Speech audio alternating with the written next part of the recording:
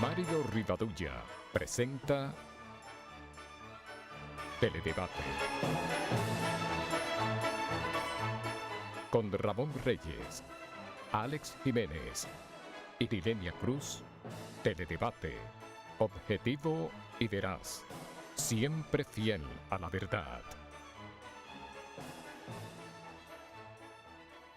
Bienvenidos amigas, amigos televidentes, a una nueva entrega de Teledebate, donde como siempre vamos a estar con ustedes por la próxima hora compartiendo temas de interés general y una importante entrevista que vamos a presentar un poco más adelante, excusando la inasistencia involuntaria de nuestro compañero Ramón Reyes en el día de hoy, afectado por la Chicon, igual que tanta gente, ¿no?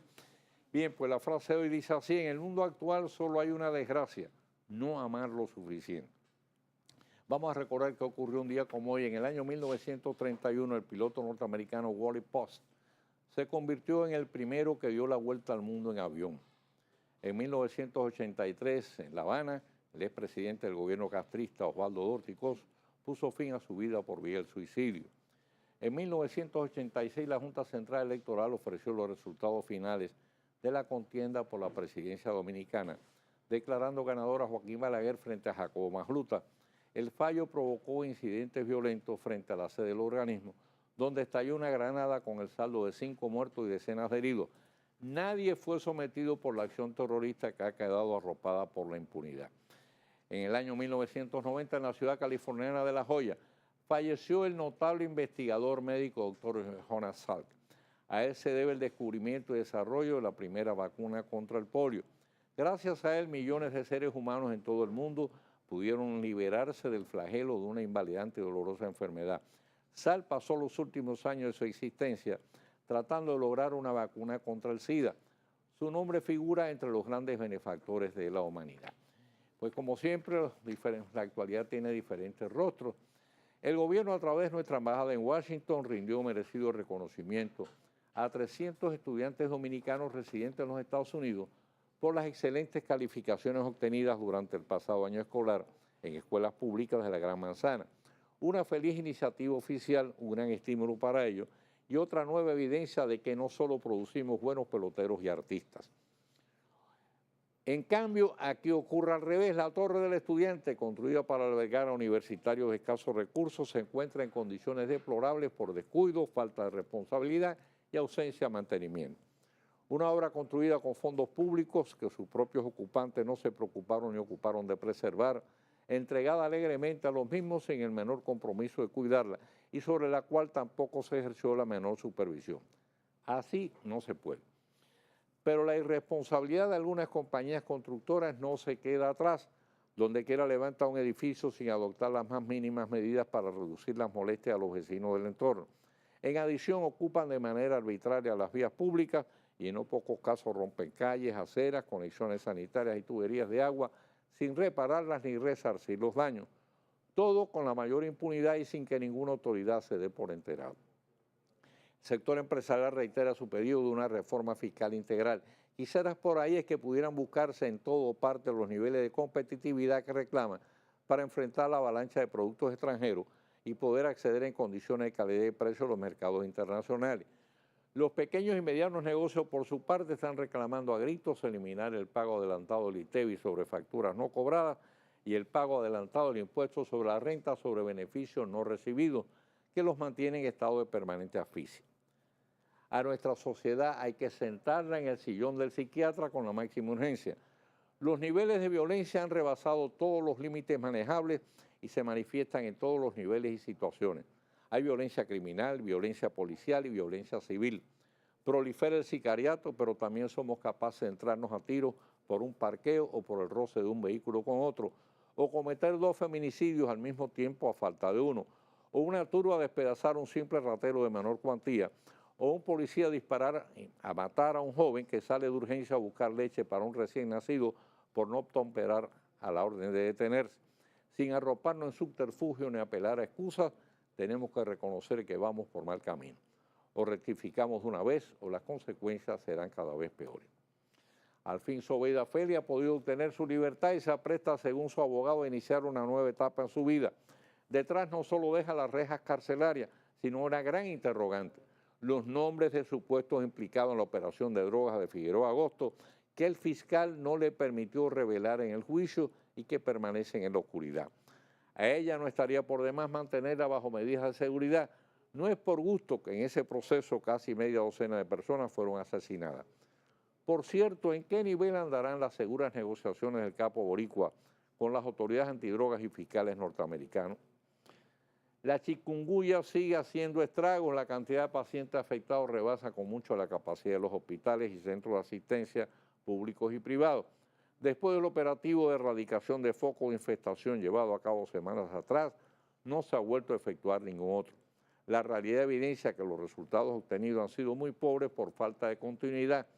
Dentro del contexto de la epidemia que se asegura ya ha provocado algunas muertes, resulta muy preocupante la amenaza de la Asociación de Clínicas Privadas de suspender el servicio a los afiliados a la aseguradora de la Seguridad Social. Razones humanitarias exigen dejar sus pleitos para más tarde. Vamos a hacer una pausa y cuando retornemos ya vamos a estar recibiendo el teledebate en nuestro web de hoy.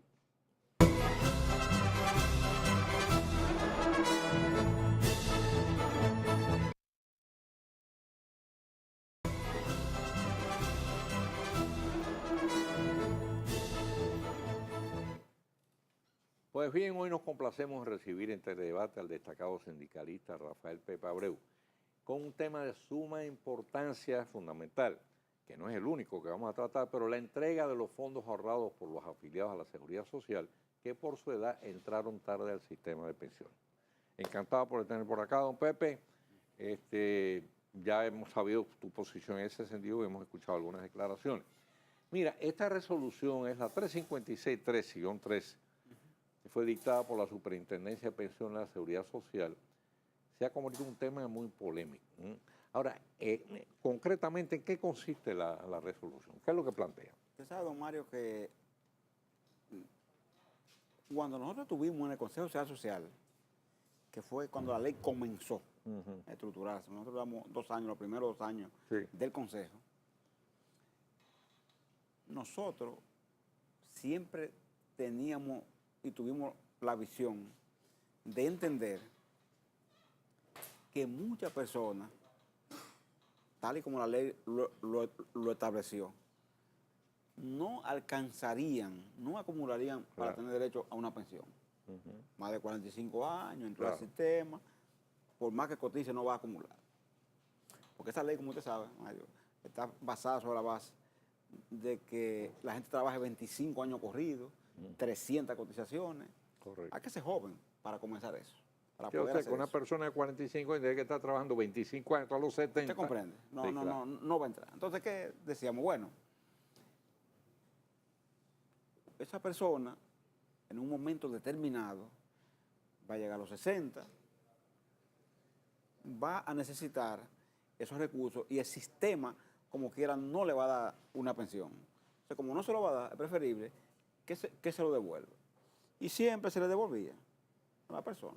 Claro está, don Mario, como siempre el ser humano, como usted decía, es complejo. Usted hablaba en estos días de Fondo Monetario y las recetas que ellos le dan a los gobiernos. Y usted decía, te dan una receta, pero tú como gobierno tienes que saber bien cómo la aplica. Exacto. Usted recordaba los ojos blancos y recordaba el Caracazo. A Carlos Andrés Pérez. Entonces usted dice, a veces esos hombres no eran malos en sí. Usted dice, Jorge Blanco era un hombre malo. No lo era, en el fondo.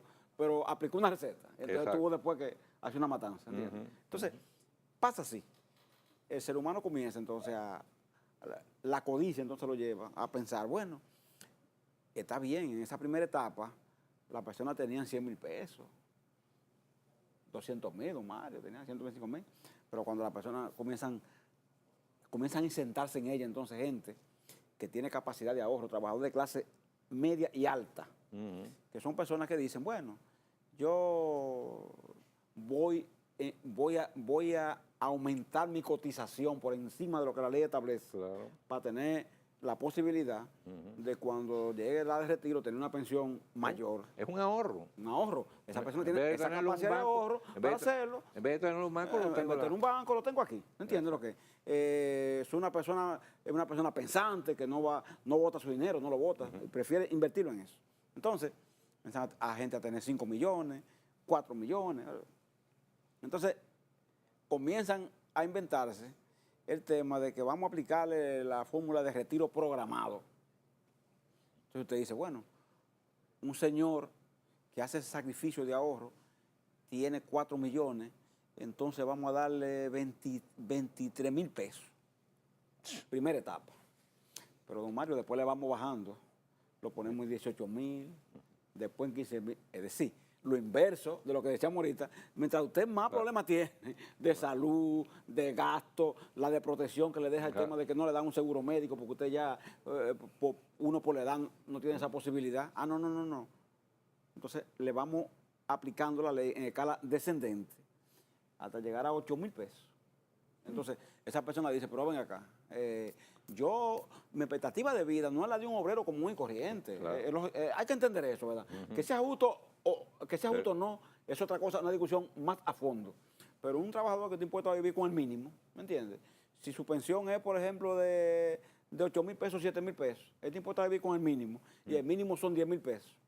Esa persona le aplican 6 mil, y aunque no su ritmo de vida cambia, no se altera tanto. Claro. Ahora, cuando un trabajador, ¿verdad?, tiene cierto nivel y está impuesto a una expectativa de vida en la que esa persona recibe 80 mil pesos, 100 mil pesos al mes, 200 mil pesos al mes. Si usted lo baja a 15. Cuando usted lo baja a 15, ¿entiende? La persona siente que usted le ha quitado prácticamente la alfombra. Pero además hay una cosa, ese dinero no es de la seguridad, ese dinero es de uno.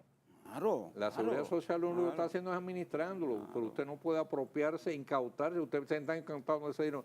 Porque yo a lo mejor cuando llegue a la edad de retiro, que no tengo derecho a premio, bueno, y yo quiero ese dinero completo porque yo voy a montar un negocio. ¿Te entiendes lo que es? Sí. O tengo una enfermedad catastrófica claro. y desde el momento que yo me retiro, estoy perdiendo el seguro de salud. Entonces, ¿cómo yo resuelvo? Porque yo necesito ese dinero para a lo mejor una operación que vale $500,000 de pesos. Como ya el seguro ya no estoy asegurado, claro. Entonces, ¿qué hago yo? Mario, Me muero. Un señor me contaba. No, eso es un abuso. Un señor me contaba, yo además de eso, tengo otros ahorros. Entonces, yo lo que pensaba es juntar esto con mis otros ahorros. Exacto. Porque él dice, mi expectativa de vida ya son, me decía él, yo tengo 75 años. Mi expectativa de vida no es altísima. Claro. Entonces yo ahora lo que quiero es concentrar mi esfuerzo en este asunto y no que me impongan un tema de ese tipo en la que prácticamente, como usted dice, ¿verdad?, sea de una manera compulsiva, ¿verdad?, que se le retenga ese dinero. Entonces, en ese sentido, nosotros decimos, y le estamos diciendo inclusive al superintendente mismo, decimos, miren, señores, no importa en qué etapa se tomó esa resolución, porque dice que fue una resolución que se tomó cuando él no estaba, que la tomó otro. Entonces nosotros decimos, no importa en qué etapa se tomara, lo importante es que el mismo consejo que la tomó puede revocarla. Entonces, vamos a revocarla. Correcto. Plantea la revocación, porque la propia AFP, yo he visto que hasta ella no están en contra de que se revoque. Entonces, vamos a revocarla. Correcto. Y a llevarle tranquilidad a esa gente que ha hecho ese esfuerzo además, extra. mira, puede ocurrir otra cosa. Fomentar la evasión. Fíjate. Tiene el caso, por ejemplo, las profesiones liberales. Por ejemplo, un médico, un abogado, que a lo mejor pensaba, dijo, bueno, déjame yo a cogerme la seguridad social y cotizar para tener ahí mi ahorro. Bueno, cuando vea eso, dice, no, espérate, si yo iba a cotizar 20 mil pesos, me tocaba, voy a ver cómo, cotizo 2 mil nada más, porque no voy a disponer ese dinero, van a disponer, eso es otra. Digo, hay que entender eso. Termina la gente, como usted dice, eludiendo y evadiendo. Y entonces, el sistema. Y el sistema pierde credibilidad y confianza. Claro, porque usted no puede estar variando las normas de ahora para luego. Además, mire, cuando el superintendente decimos, ¿cuánto significa eso al sistema? ¿Qué le significa eso al sistema? 1.2%. No toca ni golpea al sistema por ningún lado. Claro. No lo ponen. 270.000 millones no son afectados prácticamente por la acción. Seguro. Porque son 42.000 trabajadores que están en esa situación y están planteando eso. ¿Me entiendes? Entonces, eso es lo que uno dice, ¿verdad? Como usted, un sistema que tiene esa cantidad de dinero captada, va a promover entonces, como usted dice, la evasión y la ilusión. Y de que gente que fue a ese tipo de inversión, digamos así, o de ahorro, como usted dice, ¿verdad? Tratando con una regla de juego X. Correcto. Entonces usted de repente le cambia esa regla de juego y le dice, no es así. Ahora le van a programar retiro porque su expectativa de vida son 10 años más, entonces te lo vamos a devolver en los 10 años. Creo que hay un caso ahí, salió en un periódico, no sé si será cierto. Yo cumplió 60 años, tenía 2 millones y pico de pesos ahorrados y que se lo han distribuido como en 40 años, tiene que vivir hasta los 100. Una cosa, parece una burla. Parece burla. Mire, se conoció en la propia defensoría del afiliado, llegó un señor de 94 años. 94 años. Entonces ellos le programaron, diría, a 100 años, ¿entiendes? Entonces el señor estaba urgido de los recursos y decía, no, yo quiero que me entreguen, porque yo tengo ya esta edad, llegué a esta edad, ¿verdad?, con un esfuerzo, hice ese esfuerzo por esto, entonces yo quiero que sencillamente esos recursos lo devuelvan. Mira, se sometió y no lo devolvieron. Sí. Y no lo han devuelto. No lo han devuelto. Porque tiene 98 años ya. Es un abuso, entonces, un atropello. ¿Para qué hacer eso? Mira, el problema es que cuando tú empiezas a cambiar la regla del juego, entonces se pierde confianza. Porque así como cambiaste esta, mañana puede cambiar otra. Y eso no puede ser porque el sistema de la seguridad social fundamentalmente tiene que estar basado en la confianza, en la seguridad, en la tranquilidad. Yo estoy entregando los fondos que sé que en un momento determinado me van a regresar, ya sea de una cantidad alzada completa porque no tengo derecho a la pensión o porque voy a recibir una pensión porque tengo derecho a ella. Si usted me empieza a cambiar la revolución, claro. no, espérese. Además, don Mario, No es la poca, además, don Mario, el sistema tiene otra cosa más de fondo, que es lo que deben ocuparse la autoridad del sistema. Más de fondo, digo yo. Por ejemplo, definir, ¿va a alcanzar el dinero cuando en el 2028 comiencen los jóvenes de hoy a pensionarse? ¿Va a alcanzar para darle a la gente una pensión digna? ¿Entiende?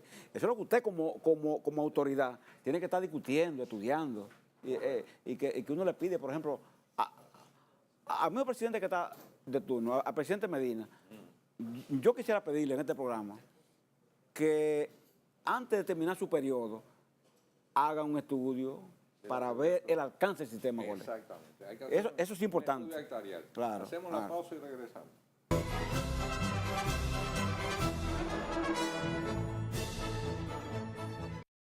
Teledebate.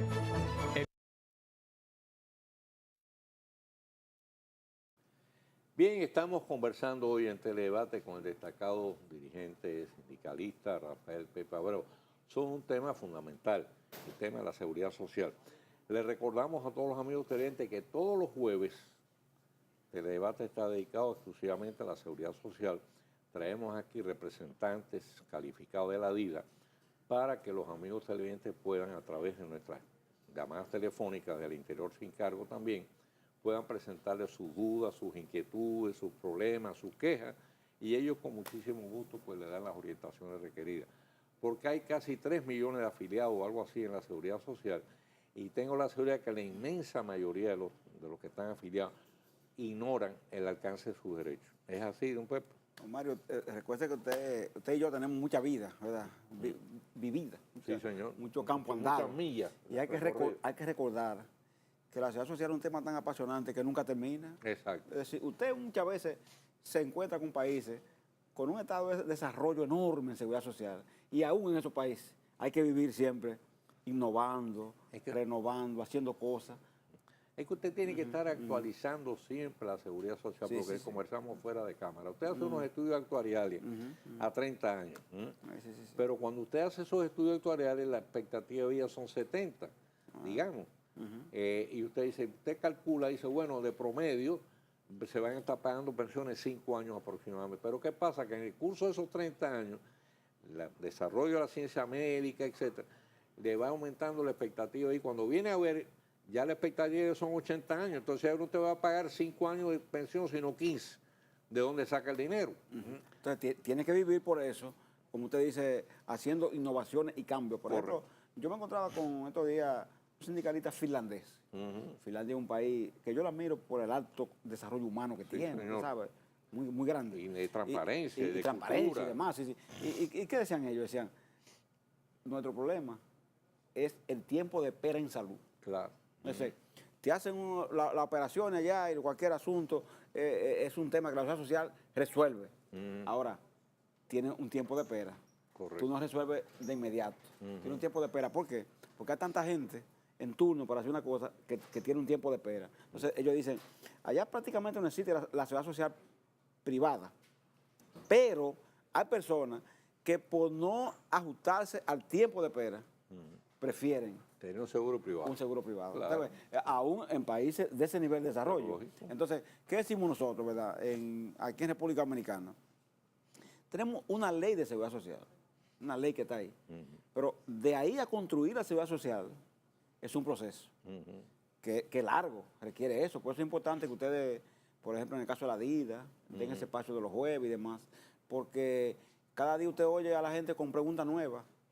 ¿Entiende? Que se explican y hay que recontraexplicarla de nuevo, volverla a explicar, porque por lo general es un sistema cruzado por tantos intereses que muchas veces hay muchas interpretaciones. Y eso lo estamos comprobando aquí los jueves. Está el caso de los que cotizaron al Instituto Dominicano de Seguro Social. Está el caso de los que tenían un seguro privado. Está el caso de los que trabajan en una empresa cuya compañía tenía su propio seguro. También de retiro. Está el caso entonces de los que estuvieron cotizando al gobierno, al Estado, porque trabajaron en el Estado. Entonces trabajaron en el Estado, después pasaron al sector privado. O sea, hay una serie de situaciones realmente complejas en ese sentido que hay que ir armonizando. Pero yo creo que la Ley de Seguridad Social, aparte que tiene que ir haciendo los estudios actuariales para que pueda seguir siendo autosustentable, porque ese es el problema, que tiene que ser autosustentable. Pero hay una serie de situaciones que yo creo que hay que corregir. Por ejemplo, esa que estábamos hablando, ¿no? Es absurdo que cuando un trabajador se retira, digamos, a los 60 años, los 65 años, que es cuando más necesita las atenciones de salud, pierda automáticamente el seguro de salud. Y a esa edad inclusive, pues le es muy difícil conseguir un seguro privado. Y si no, le sale demasiado costoso por el riesgo que entraña. Entonces, me parece que es una situación que ustedes, sobre todo los sindicalistas, debían tratar de resolver. La otra es el cobro, que a mí me parece excesivo, de los trabajadores que tienen como dependientes a sus padres, que ya son personas mayores, y tienen que pagar una cantidad exagerada por los mismos, para que los mismos también sean cubiertos dentro de su seguro de salud. Y fíjese, don Mario, cómo son las cosas de nuestra, ¿verdad? De los manejos que hacemos. Todo esto no son temas contemplados en la ley, porque la ley es universal, debe tocar y toca a todos los dominicanos, ¿verdad? Como conjunto.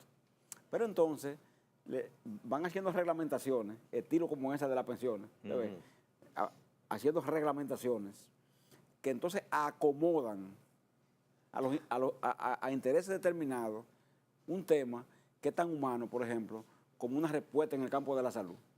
Por ejemplo, me cuenta con mucha gente en edad de pensión. La pensión de seguro, por ejemplo, los pensionados que son del seguro, acuérdense que eso viene del sector privado, porque el Seguro Social solo afiliaba a lo privado. Entonces, esa persona, por ejemplo, devenga una pensión de 5.117 pesos. Esa es la pensión. Cuando esa persona tiene un seguro y está pensionado, y es hipertenso, es diabético, cualquiera de estas enfermedades que siempre andan detrás de uno, ¿verdad? Permanentemente. Se le fue todo el dinero. Mire, la medicina, el seguro médico, es tan importante para él, o más importante muchas veces, que los 5.000 pesos. ¿Entiendes? ¿Por qué? Porque la consulta, los las medicinas son caras, son tratamientos caros. El tratamiento caro. Entonces, cuando esa persona ve que le van a quitar el seguro, si recibe la pensión, entonces trata de dilatar el tema de la pensión. Eso trae como consecuencia lo que usted desea ahorita. Que mucha gente se mantiene entonces largo tiempo en las labores. Y no da chance que la gente joven. Exactamente. Otra juventud que puede entrar a ocupar ese espacio no lo ocupa porque precisamente hay otros que están ahí. Imagínate esto, el caso de un trabajador que se retiró a los 60 años con una pensión X. Perdió automáticamente el seguro de salud. Suponte que desgraciadamente tenga una enfermedad catastrófica. ¿Qué pasa con él? Entonces tiene que estar viendo a ver si escribir, a ver si la primera dama, si despacho de la vicepresidencia, si alguien le hace el favor porque si no se muere. Sí, hay que vivir yendo a programas para poner delante de un tema, para que alguien se apiade. Pidiendo de favor que le salven la vida. Así es, teniendo las instalaciones médicas, teniendo los médicos, teniendo los utensilios médicos suficientes como para hacerlo. Pero entonces el sistema crea un entorpecimiento que bloquea la posibilidad de que esa persona reciba las atenciones que tiene derecho a recibir. Entonces la ciudad social no puede ser eso, porque entonces se convierte, más que en ciudad social, termina siendo un negocio. Un negocio, ese es el problema. Y eso es peligroso. Mira, de hecho, cuando se revise la ley de seguridad social, hay una palabra que a mí me llama la atención. No hablan de pacientes, sino de clientes. Eso es absurdo. Porque la finalidad de la seguridad social es precisamente de carácter humano, humanitario, darle cobertura. Usted pone cliente es un término comercial. Y ahí le hablan, don Mario, mucho del equilibrio financiero. Es decir, usted tiene una persona que está ahí y necesita una operación porque hay que intervenirla. Entonces, vamos a medir si el equilibrio financiero del sistema permite mantenerse si te hacemos ese tipo de operación. No podemos estar sujetos a eso. En cuestiones que requieren respuestas que tienen que ver con la vida, ¿verdad?, de la persona. Correcto. De la vida. No puedo hacer eso porque entonces tú me estás diciendo que ese es un sistema de seguridad social. Entonces, como usted decía, una gran franja de la población no está integrada. Ahí tenemos esa informalidad creciente. Tenemos un régimen contributivo subsidiado. Tenemos que determinar qué haremos con ese régimen. ¿Tendremos que hacer lo que los uruguayos hicieron? Bueno, Uruguay no es nada extraordinario para nosotros, queda en América Latina, está aquí. Ellos lo que hicieron fue sencillamente crear un sistema que mediante un pago único, esas personas que están trabajando de manera individual, por cuenta propia, ¿no entiendes? Con un pago único, entonces reciben la atención de salud, riesgos laborales y pensión. O sea, un pago fijo. Fijo, en su nivel, pero lo reciben. Más que pago único, es un pago fijo.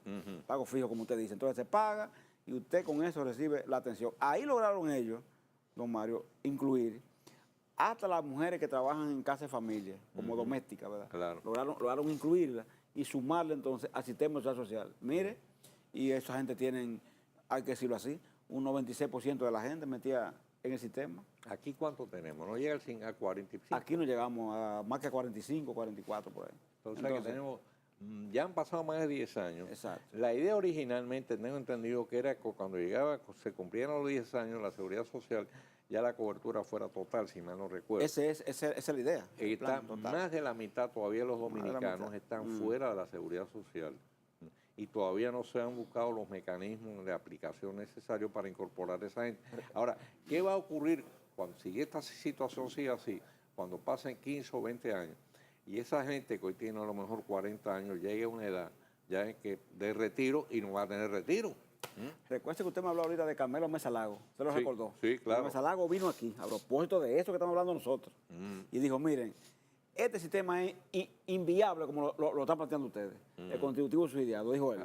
Lo correcto es, y nos dio una indicación al conjunto, ¿verdad? Ahí estábamos empresarios, sindicatos, autoridad.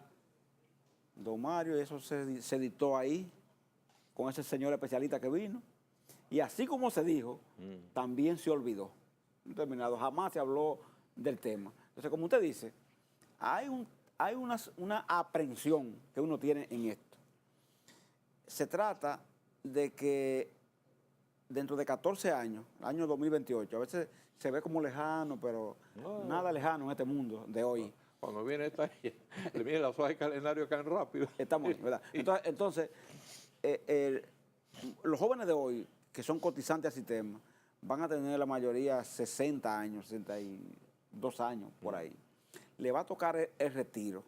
Entonces, hemos dicho, hay que estudiar si cuando esa avalancha de jóvenes, ¿verdad?, que le toca retirarse, vayan a buscar sus pensiones, el sistema tendrá la capacidad de dar respuesta. Como existen dudas, lo que nosotros queremos plantear es que el gobierno, porque el Estado es responsable en última instancia del sistema. Claro. Entonces, que se hagan desde ahora los estudios correspondientes, como estamos a tiempo, todavía usted puede hacer los ajustes que sean convenientes para lograr que no sea así.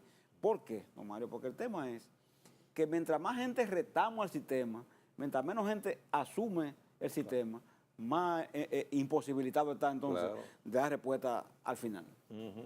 Y aquí tenemos muchas barreras que impiden que gente entre, como usted dice, mucha gente evade, elude, busca la forma. Entonces no tenemos que buscar forma de que sea lo contrario, que la gente sea atraída por el sistema, que sienta que le da respuesta. Correcto. Se tiene una cantidad, por ejemplo, aquí de compañías de taxi. Esa gente son informales. Taxistas que están ahí. Ninguna de esa gente cotiza al sistema de seguridad social. Y usted dice, ¿por qué? Hay que crear mecanismos que permitan que Correcto. coticen. ¿Entiendes? Por ejemplo, en la misma ley, muchas veces trata, como usted decía ahorita, hablaba de la pequeña empresa y demás asuntos, que a veces en la ley nuestra se trata como igual a todo el mundo, por ejemplo. Y una empresa pequeña, por ejemplo, usted tiene que buscarle fórmulas Claro. que le permitan asumir el pago, no comparándola ni tratándola igual que una empresa grande, ¿me entiendes? Porque hay diferencias. entre Ese una y es el otra. problema que tienen esas empresas pequeñas, medianas. Es decir, que le quieren aplicar la misma medicina, la misma receta que una gran empresa, y eso es imposible, absolutamente imposible. No pueden. La Azul. tienen asfixiada. Entonces, ¿qué hay que hacer? Correcto. Hay que buscar la Una ley, fórmula. flexibilizarla, buscar una fórmula, ¿entiendes? Porque si no, entonces lo que usted va a tener es más gente evadiendo, eludiendo, y menos fortalecen el sistema, entonces, para dar respuesta. Así mismo. Vamos a hacer una pausa y regresamos.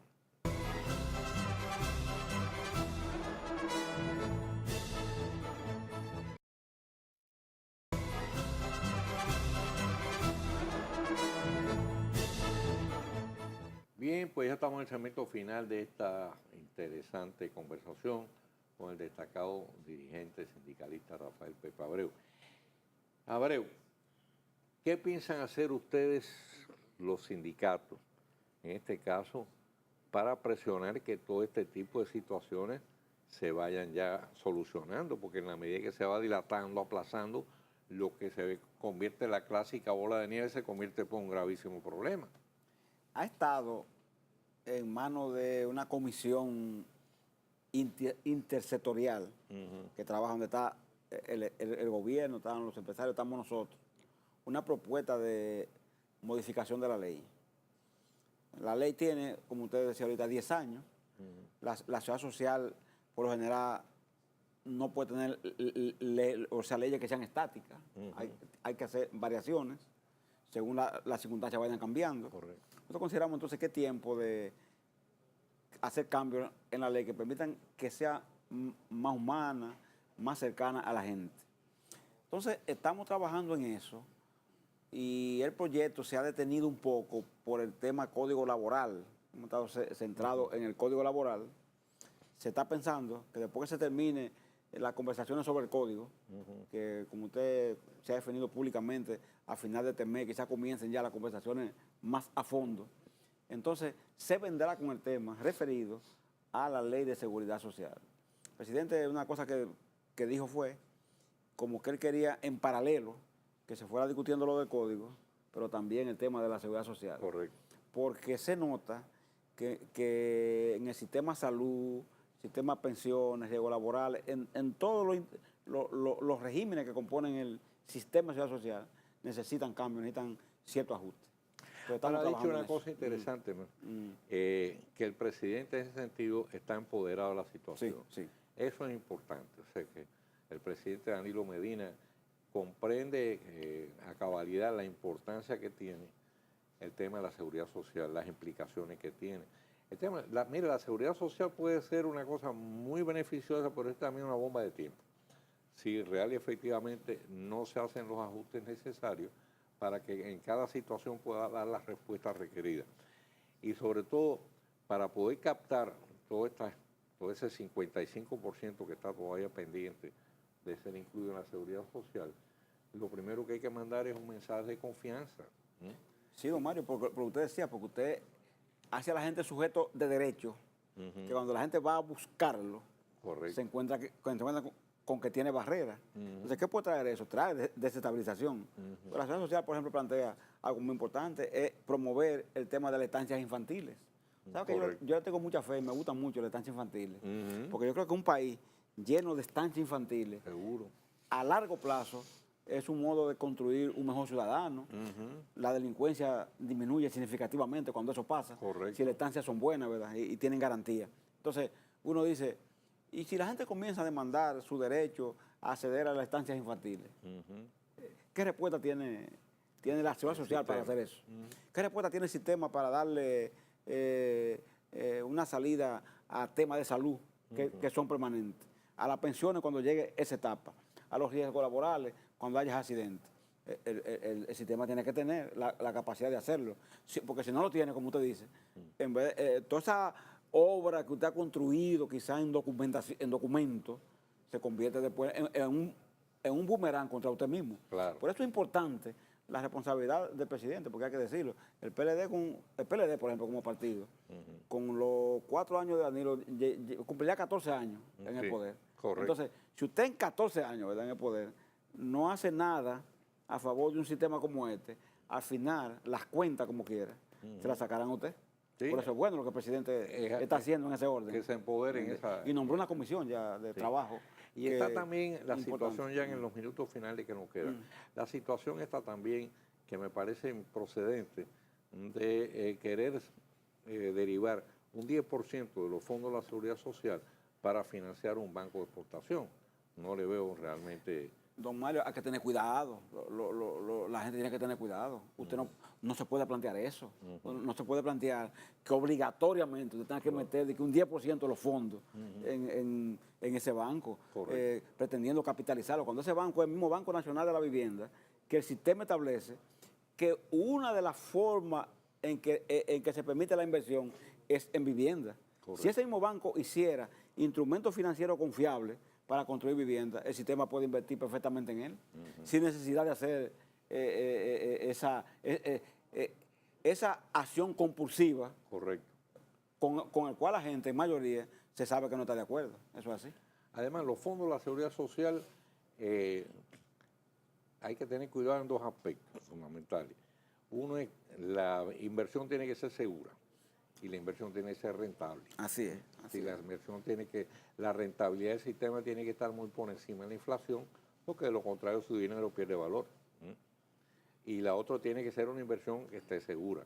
Y es muy importante, por ejemplo, aquí hace algunos años, creo que fue el Banco Popular, yo tuve la oportunidad de asistir, trajo un especialista de Chile, creo que, y entonces le hablaba precisamente de eso, de que una de las inversiones más rentables y más seguras de los fondos de seguridad social era precisamente en planes de vivienda. Exacto. Entonces, ¿por qué tú tienes que inventarse una fórmula de ese tipo para sembrar más desconfianza en la gente, como usted dice? Correcto. Porque a la hora de la verdad, la gente cree que lo que se persigue es capitalizar con los fondos de seguridad social esa creación.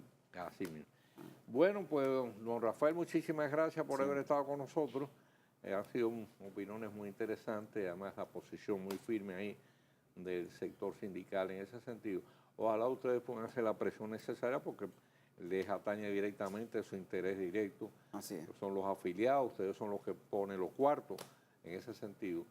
Para la seguridad social es su dinero, es sus derechos, es su seguridad, que puedan hacer la presión necesaria para que se hagan los ajustes requeridos en la Ley de Seguridad Social, que como usted bien señala, tienen que ser de carácter permanente. Así es, así es. Bien, hacemos la pausa y al regreso en breve volvemos con el tiro rápido de hoy.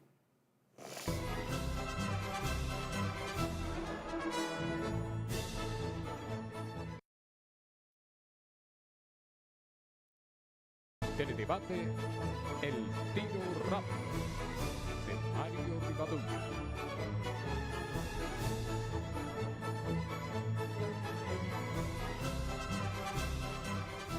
A diferencia del PRD, con un largo historial de divisiones y conflictos internos, que se han convertido en parte del diario folclor político en los medios de comunicación, el PLD siempre se distinguió por ventilar sus diferencias a puertas cerradas, proyectando una imagen distinta de disciplina y cohesión hacia el exterior. no está ocurriendo así al presente. La prematura campaña de aspiraciones a la candidatura presidencial del todavía distante 2016 pareciera haber desatado algunos demonios que permanecían atados y sumergidos a lo interno del partido de gobierno. El detonante que ha dado apertura a esta caja de Pandora sería la posibilidad de que el expresidente Leonel Fernández entre formalmente en la carrera, en que ya ha estado dando sus primeros pasos para tratar de ocupar la primera magistratura por cuarta ocasión. Que en el seno del PLD hayan surgido varios aspirantes a suceder a Danilo Medina ante las reiteradas manifestaciones de este de que no buscará la reelección, no es políticamente censurable ni perjudicial. Por el contrario, sirve para mantener en acción a sus activistas y a captar nuevos simpatizantes.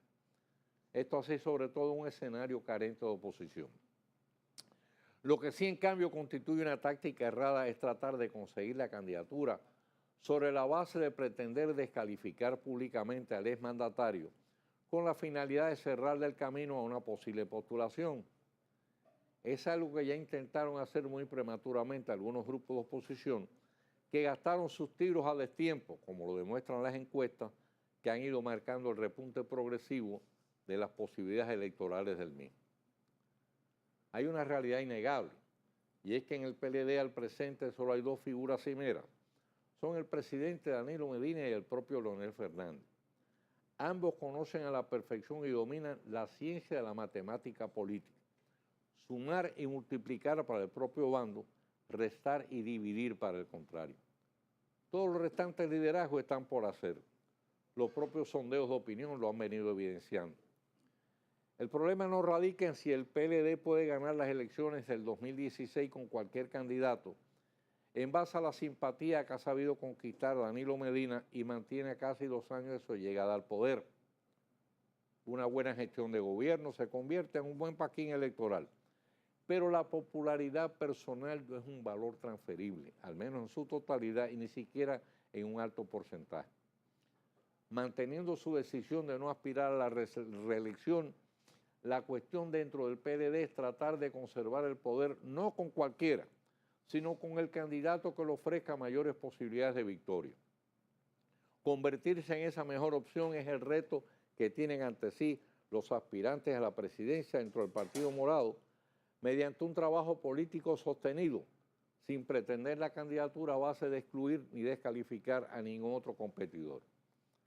Al final de cuentas, y a diferencia de lo que lamentablemente ocurre en el PRD, que le ha impedido desempeñar su papel de opositor y le ha menguado prestigio y apoyo en la masa partidista, el PLD siempre ha mostrado una definida vocación de poder, limando asperezas internas y agrupándose alrededor del candidato que ofrezca mayores posibilidades de victoria.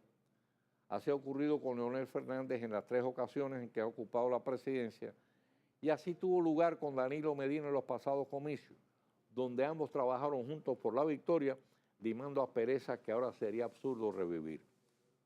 Su reto es conservar el secreto de su victoria para el 2016, poniendo a correr todos sus caballos sin pretender sacar ninguno de la competencia para escoger el que más rápido llegue a la meta. Mañana, Dios mediante, estaremos de nuevo con ustedes con una nueva entrega de Teledebate, como siempre. Nuestros mejores deseos y mayores bendiciones para todas las amigas y amigos televidentes.